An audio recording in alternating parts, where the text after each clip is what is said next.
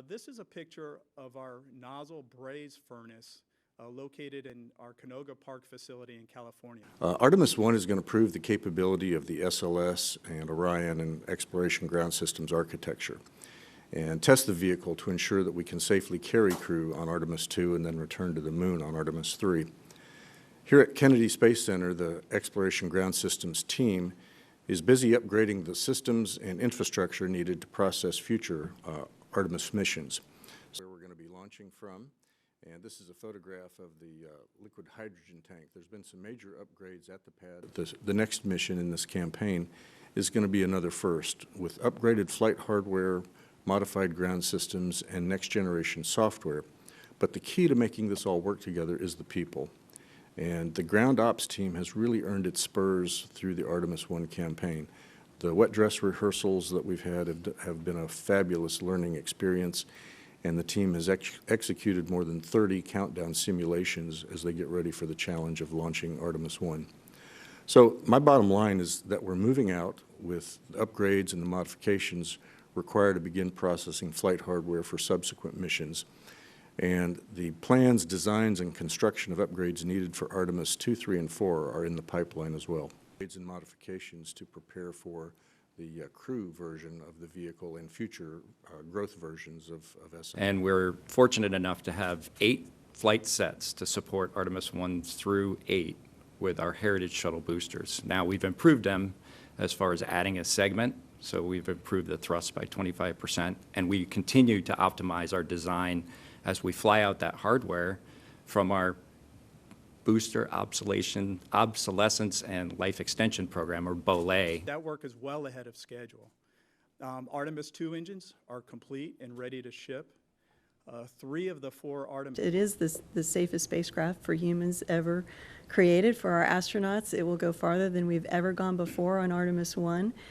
40,000 miles beyond the moon, and we are super excited to see how it performs. That heat shield on the back end is going to show us how we've taken that material from the Apollo days and brought that into the 21st century from a new way of manufacturing it. You can see here, this is a case winding for our DM1 test motor. So this will be our first BOLE test motor. You're fully right. This is an extremely emotional moment, and in my career I have launched several spacecraft, so this is not the first one, but certainly one of the most exciting ones. This is no question. Yeah. Usually you have a lot of tension. I mean, during the development program you have problems to solve, you have interfaces to solve, and finally you make it, and then this is the moment when it comes to the countdown. Yeah, and then tension starts, and well, let's cross fingers, everything works well. Yeah, tension is rising, and we are fully excited here. Checkout facility here at Kennedy Space Center. We did the initial power-on activities earlier this year, and it is going through its... Everyone is taking it in the moment. You know, we've got lots of teammates coming out this way to watch it.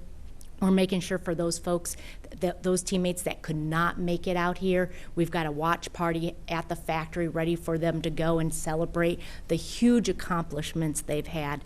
You know, we went in through this COVID, 2 years of COVID and trying to get through that obstacle. Anyone that knows Louisiana, the past couple of years we've been hit with hurricane after hurricane after hurricane, and this team, no matter what, with their homes with no power and no running water, still was coming into work and making sure the mission was going to happen. So couldn't be prouder of the team, and the energy is just, you can't even explain it in words.